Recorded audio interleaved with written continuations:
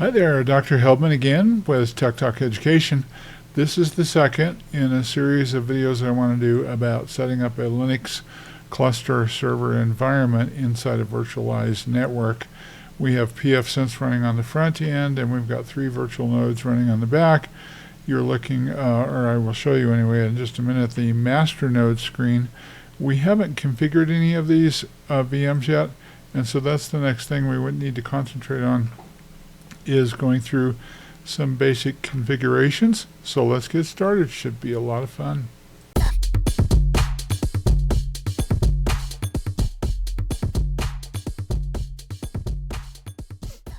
So when we're working within Linux, inside a Linux cluster server environment such as we have here, we've got a lot of things that we have to do in terms of getting things ready to run. We have to configure pfSense.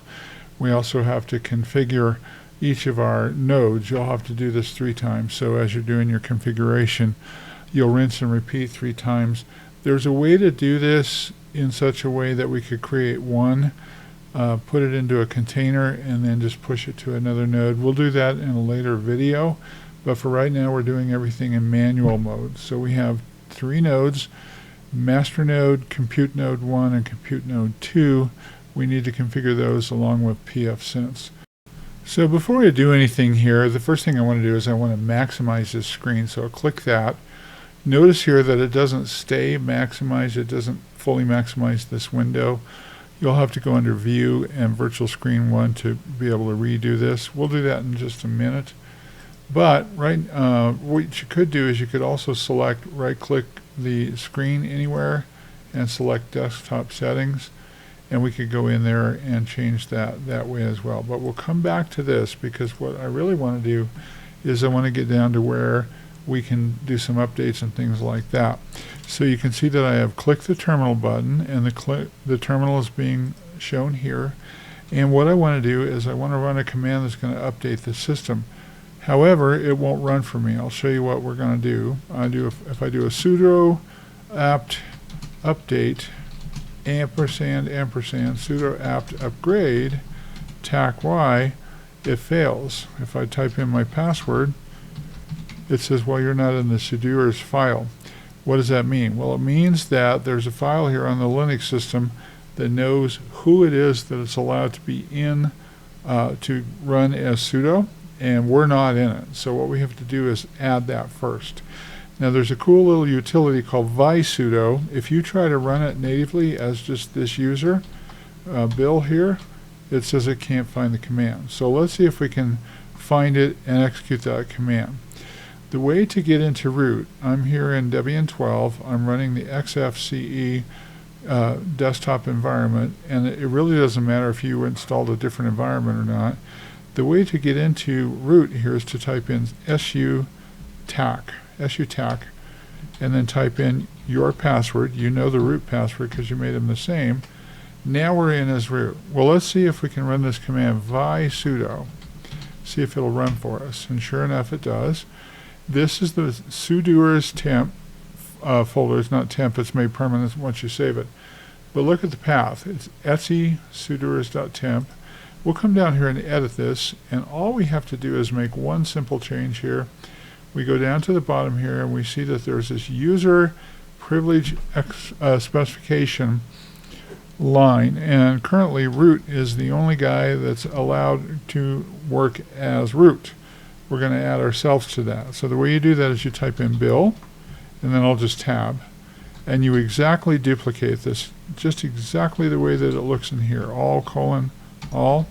This is setting up the rights for you to be standard user, but you can invoke the sudo command now. Now this doesn't mean that you are sudo on the system when you're just native your user account name. What it does mean is that you can invoke the sudo command to get sudo running for you. So we have to do that in all 3 of our cluster nodes here. We're going to have to go in and run vsudo and directly edit those to get that done. I'll do a Control O and enter to save, and Control X. Another command that you could use, but it would require that you would have sudo capabilities, is called usermod. So we could say usermod, and we do a tac A cap G. That stands for the group that we're going to put this user in. We're going to say sudo, and then we'll add the username Bill there. That is effectively doing the same thing. What it's doing is putting us into the sudoers group. So I don't need that now. I'm okay. I just exit to get out of root mode and clear the screen. Now we're going to retry our command. So I'm going to do a sudo apt update ampersand sudo apt upgrade tac-y and hit enter. It will prompt me for my password. Let's see if it sees me now. Yep, there we go. I'm going to put you on hold because this will take a minute for it to run, and I'll come back when it's done running. Okay, we're good to go there. So I'll clear the screen. And I want to prove this to you. So if we do a touch on, say, test file, we're going to create a blank file out there that is going to be some tests that we're going to do. And I'll just go ahead and grab a little bit of content. So let me show this to you. I looked up the sudoers thing here. I'll show this to you briefly. If I say I want to copy this right here, I do a Control-C, and now I've got that. If I go in here and I nano test, and I do a Control-V to paste, it doesn't do anything. Control-U to paste doesn't do anything. Right-click, it doesn't even, if I paste there, it doesn't do anything. The problem is that we have to invoke what are called the guest additions. It used to be called the guest additions in VirtualBox. Now it's called something different. It's called the expansion pack. So this isn't going to work well for us. So I'll Control-X to get out of here. I'll come back to test, and we'll see if we can make this work. Now this is very, very weird. So we've got to go through some commands to get this working. Okay, first of all, this isn't going to even happen inside the Debian 12 terminal or the Debian 12 screen itself. We have to go directly into VirtualBox to enable something. So what you do is you go to View. Let me see, where's it at? View, Machine, View, Input, Mouse Integration. There we go. It's under Devices. I knew it was up there somewhere. And we're going to go ahead and do what's called Insert Guest Additions CD Image. What does that mean? When you're out on virtualbox.org and you want to add support for things like bidirectional copying and pasting, reading a CD-ROM, things like that, we have to download this guest additions thing and install it.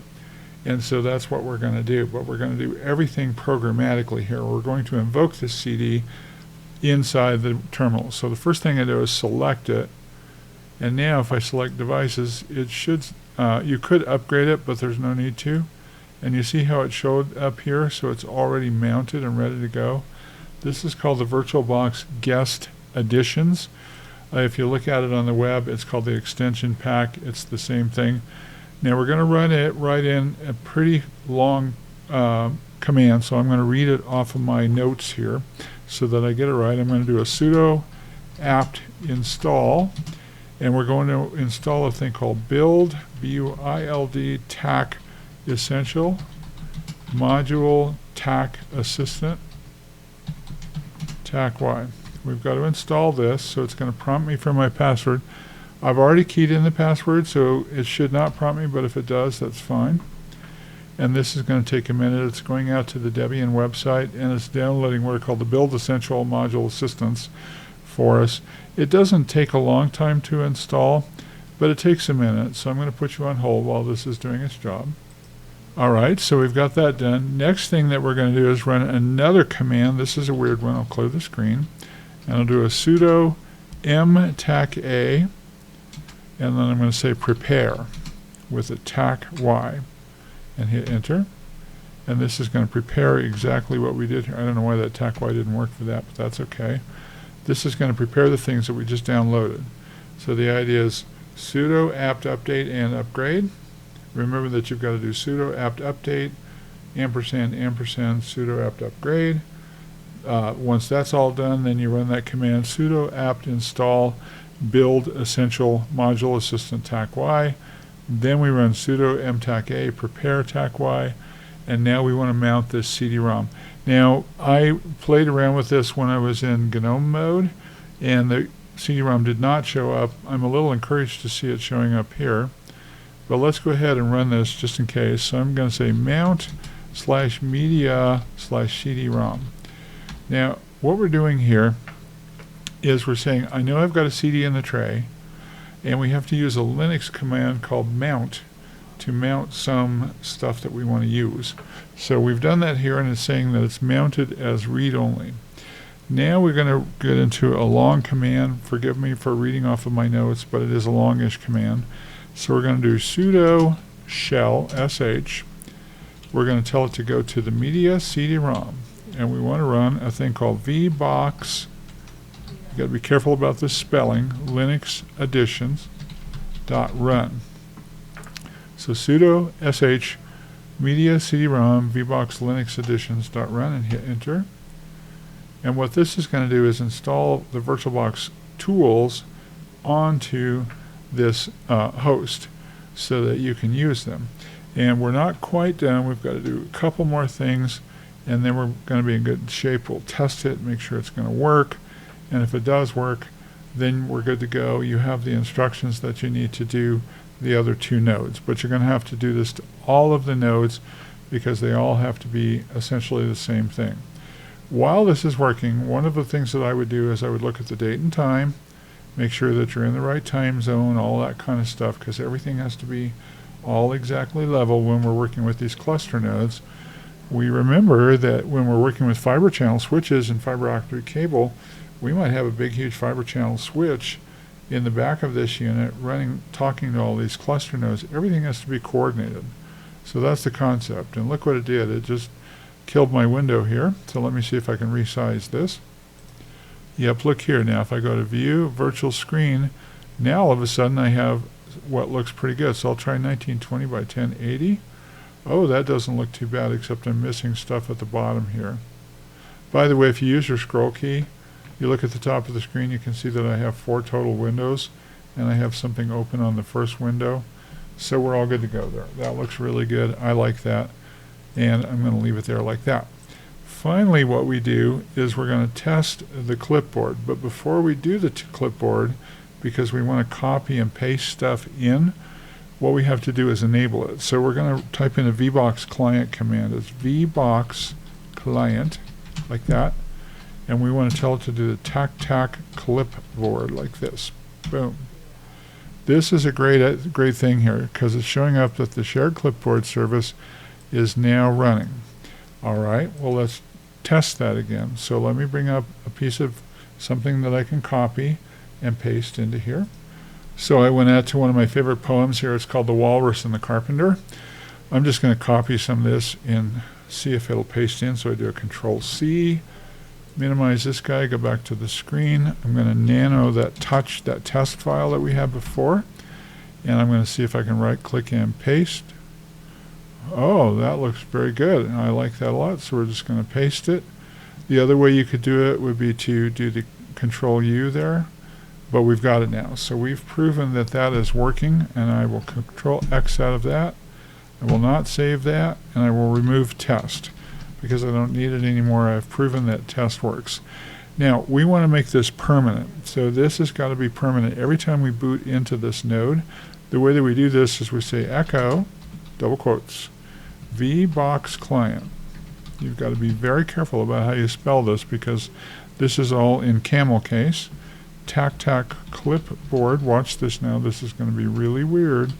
We type in an ampersand, double quotes, and then we're going to redirect this into ~.profile. Well, what is that?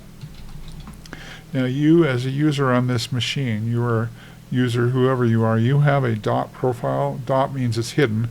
So you have a profile out there, and the profile sets up your time working with this particular window. And what we're doing here now is we're saying, well, we always want to have the clipboard enabled in VirtualBox. But in order to get there, what we had to do is we had to install the VirtualBox guest editions before we could do anything. So I'll hit enter, and that will work just fine. Now, if you look out your commands, you have a command here where you installed. In fact, I'll just clear the screen and then re-up.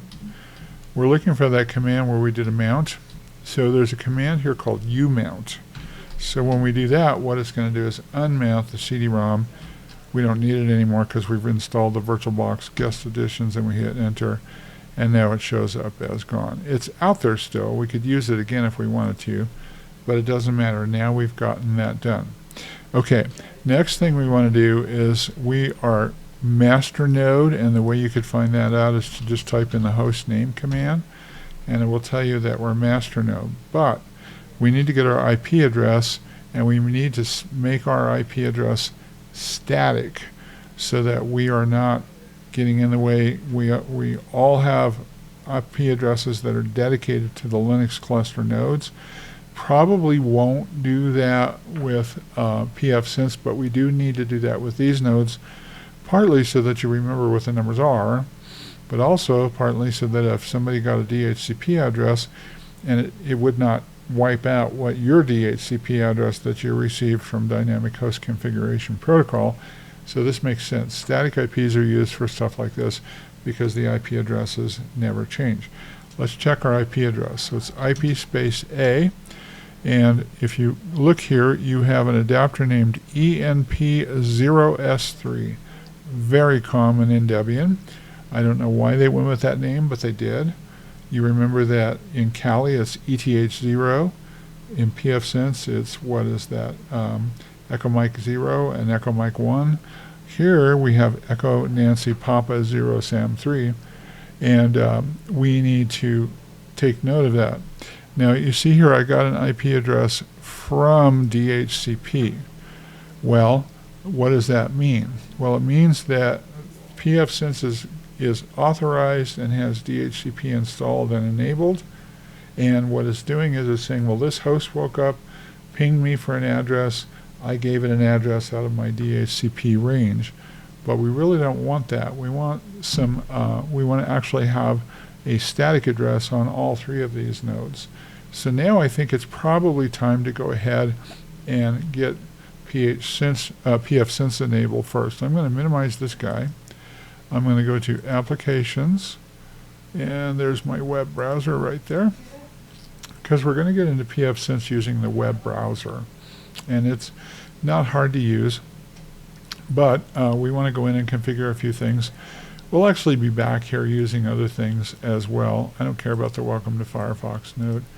And Debian really likes Firefox, so you're going to wind up working with Firefox of a day as you're doing this work with your nodes and stuff like that. You could install Chrome if you wanted, or the Linux derivation of Chrome is called Chromium. You could install that, or Brave, whatever. But Firefox is fine for the little bit of work that we're going to do. Now what we're going to do is we're going to run out to 192.168.1.1, and that happens to be the pfSense box. Let me show it to you here. There it is right there. We're going to connect here, and we're going to connect to the pfSense web configurator. So that's why we're keying this in up here in the address bar in Firefox. There it is. Firefox says, oh, I don't know who you are. Yeah, I don't trust you. You need to go away. And we're going to say, well, we're always going to accept the risk and continue here. So this is pfSense. The username is admin, and the password is pfSense, all lowercase. And it didn't work. You can save that to pfSense. Oh, it might be admin. Nope, it was pfSense. You could save this to the keyring. I'm not going to do it now, but once you add an actual valid password, maybe you save it to the keyring. In a localized environment like this, I don't think it hurts anything. What you would want to be careful of is if you were doing this in a production enterprise class environment. We'll run through this wizard real quickly, so we click Next. This is global support from Netgate. Click Next.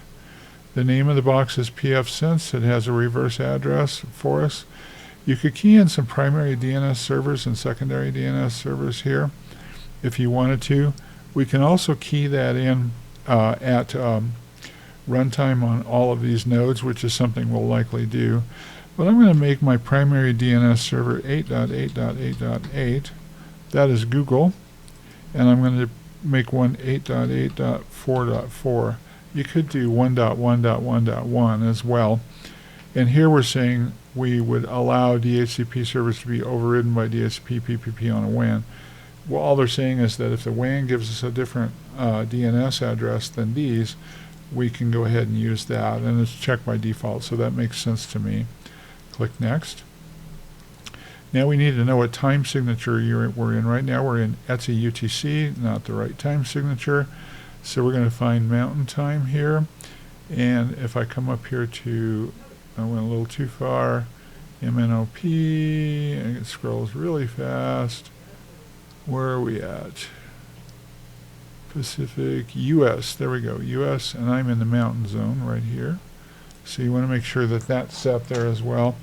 You know, you could go with UTC, that's fine. As long as they're all on the same time, it doesn't really matter. Now we're going to give out DHCP. We've already got DHCP enabled and it's already working, so we don't really care about this. We'll just go buy this, boom, like that. And we've got here's our LAN address, that's totally fine. Here's our admin password. Now we have to change this password now because we're running the wizard and it requires changing the web GUI password. So I'm going to change it to the one that I showed you in the previous movie.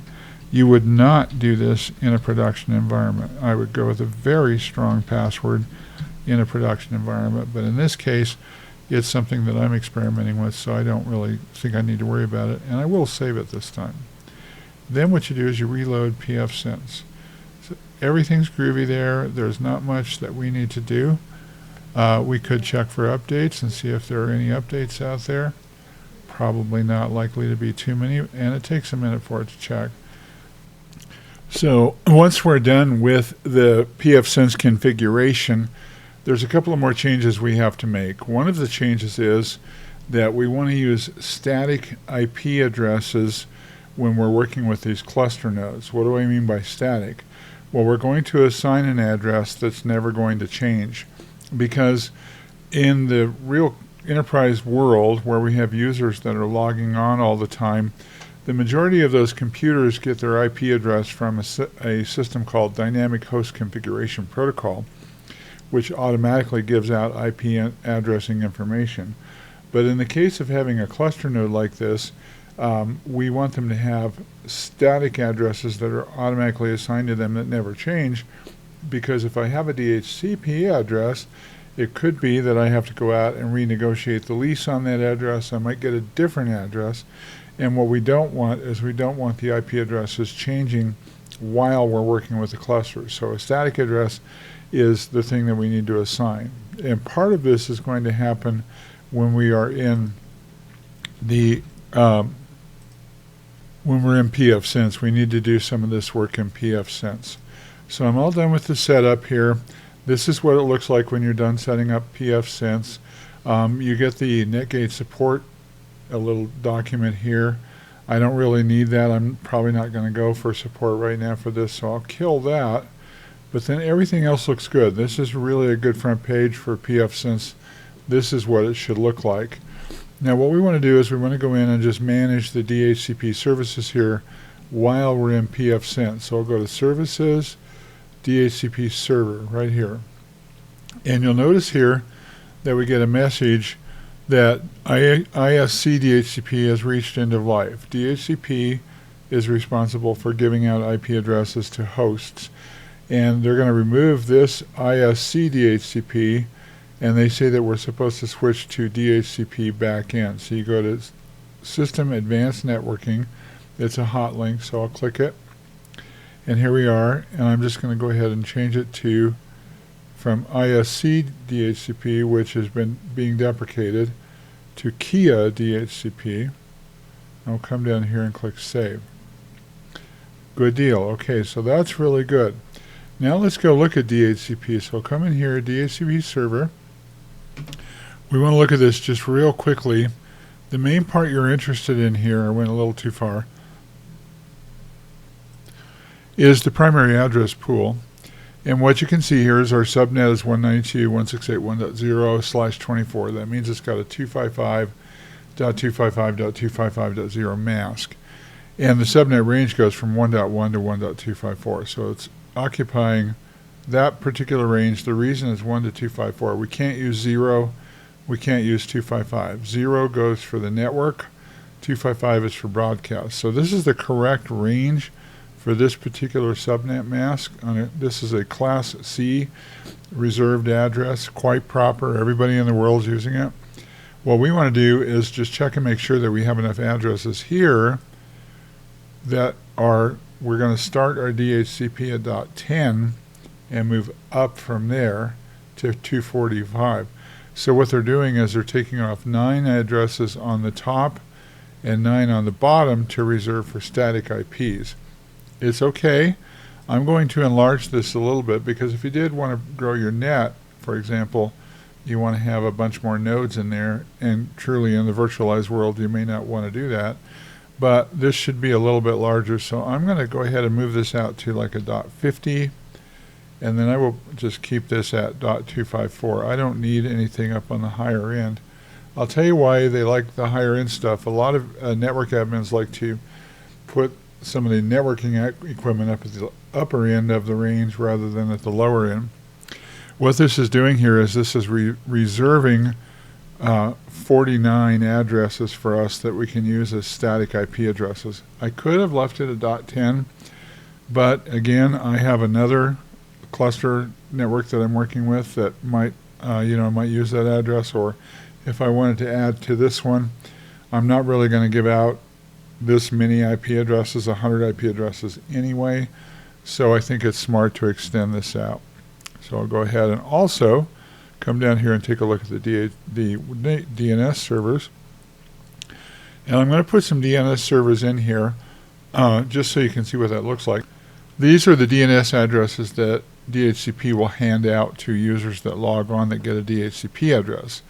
You can see here that this is the pfSense box 192.168.1.1. It's doing its own DNS. I'm going to add some more.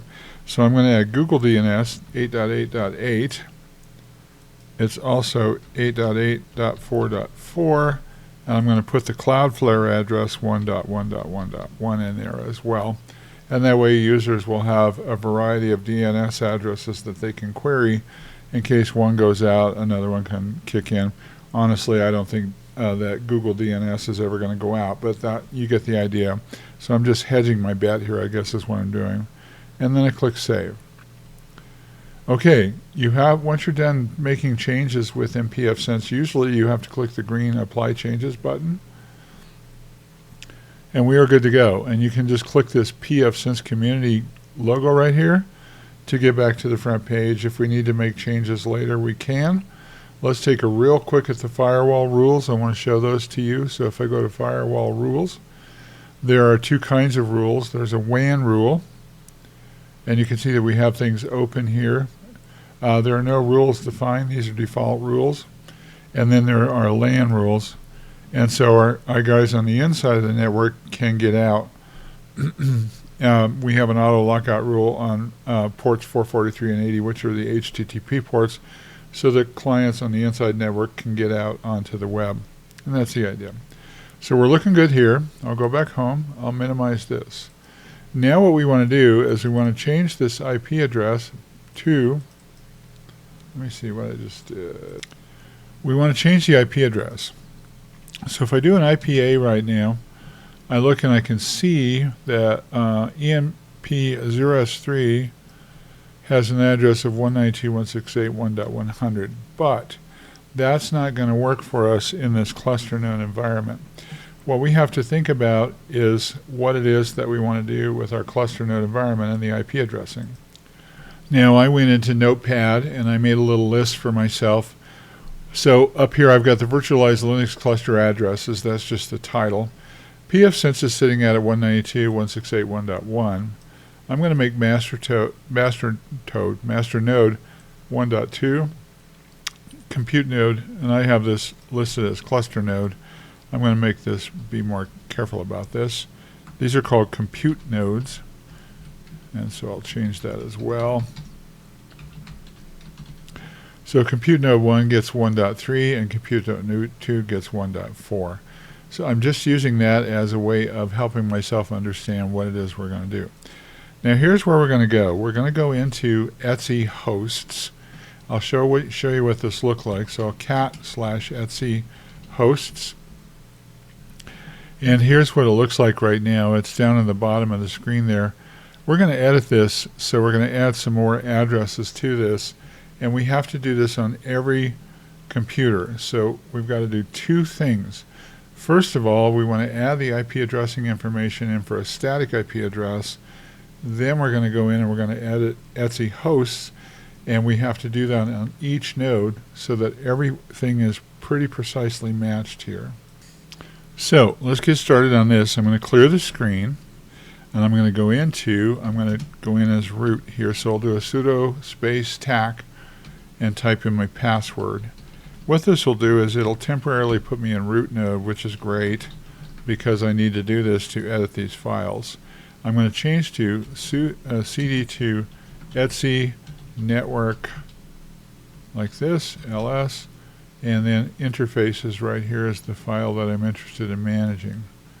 So we're going to go into that file. So I'm going to nano interfaces. Now I don't need sudo here because I'm running as root, so that's why that's handy. And you can see that I don't have much going on here in this particular file. What we want to do is we want to add some more stuff to this.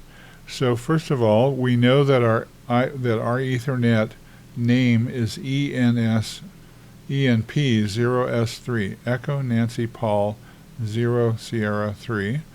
And so I'll come in here and add that. So I'm going to say auto ENP0S3.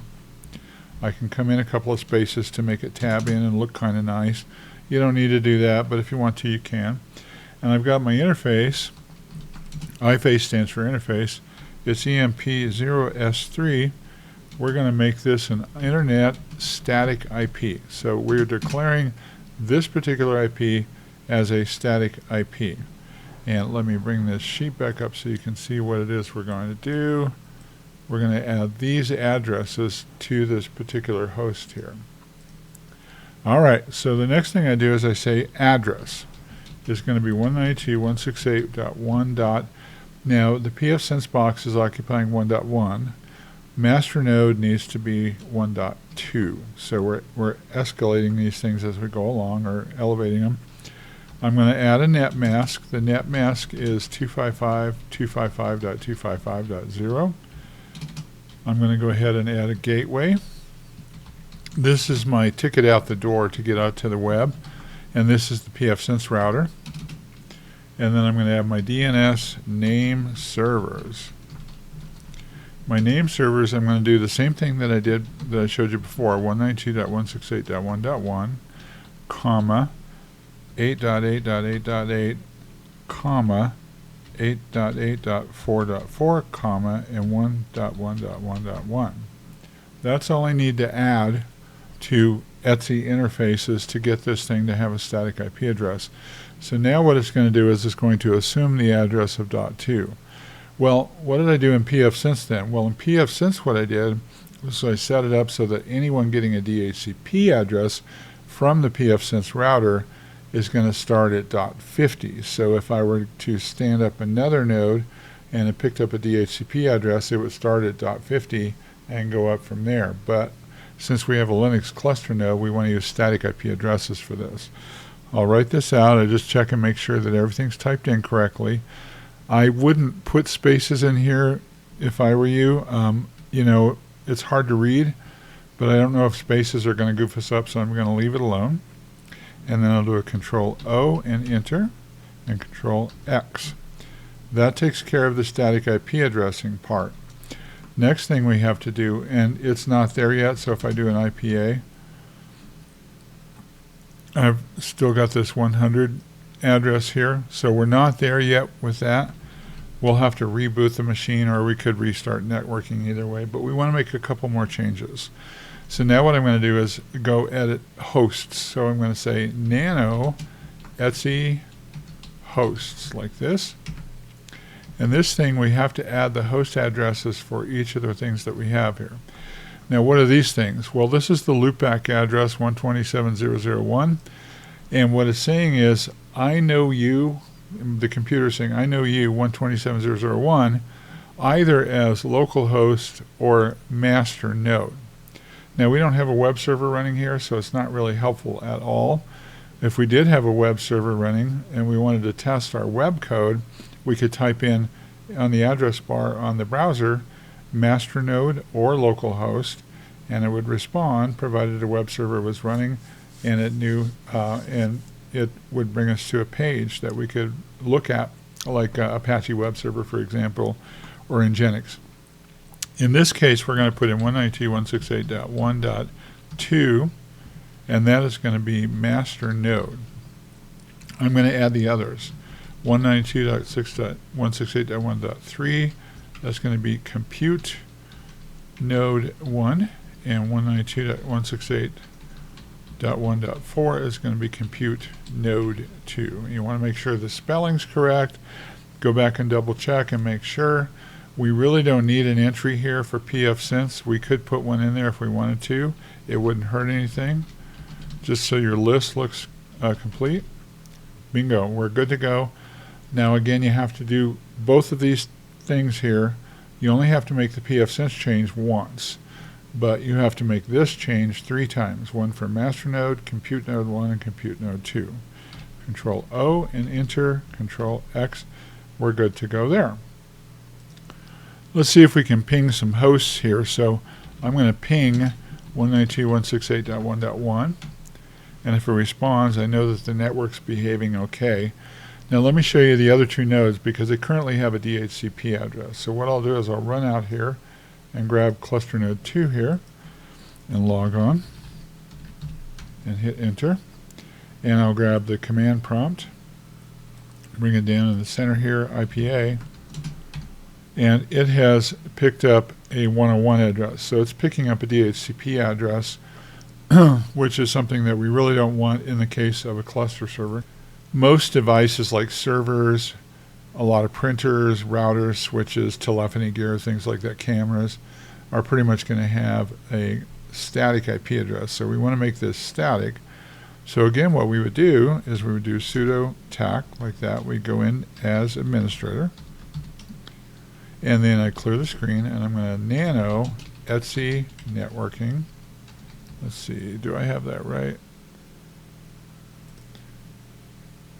Let me get that back. I was doing some checking on the location of where I'm supposed to be. So I'm looking for network interfaces, nano etc network interfaces, plural. And again, I'm going to add the same thing here. So I'm going to say that I have auto, and this is going to be EMP0S3. You tab in a couple of things. Interface, this is going to be ENP0S3. If you get something fat fingered, it's not going to work. I would recommend that you go back and be sure you double check all of your entries here so that you don't have something typoed. This address is going to be 192.168.1.3 because this is compute node 1. You don't have any way of knowing that. That's the next thing we need to talk about. And then my net mask is going to be 255.255.255.0. And I have my gateway is going to be the pfSense box. And my DNS name servers, this is a long word, DNS name servers is going to be 192.168.1.1, comma, 8.8.8.8, comma, 8.8.4.4, comma, oops, you see how I got fat fingered there? 8.8.4.4, comma, 1.1.1.1.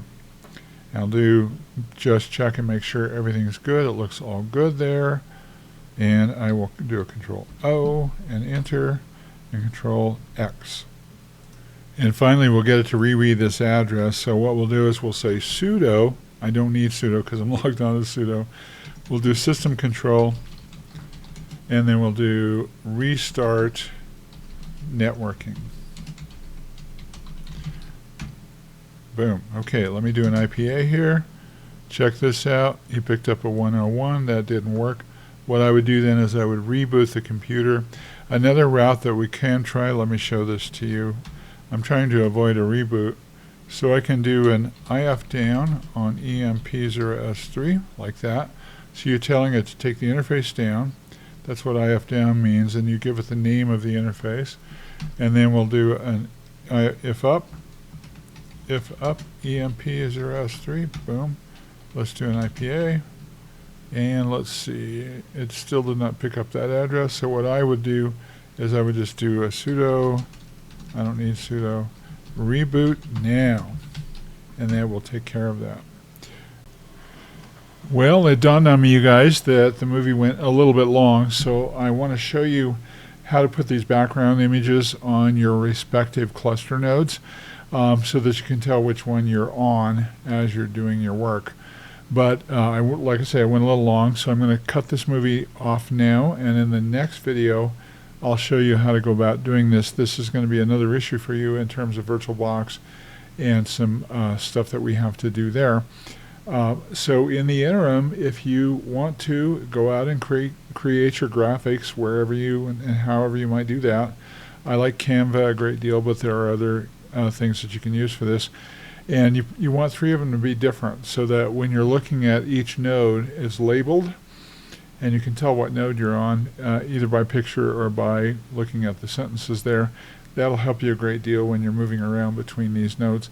So listen, if you're enjoying these videos, would love it if you would like it, if you would share it, subscribe to my channel, share it with your friends.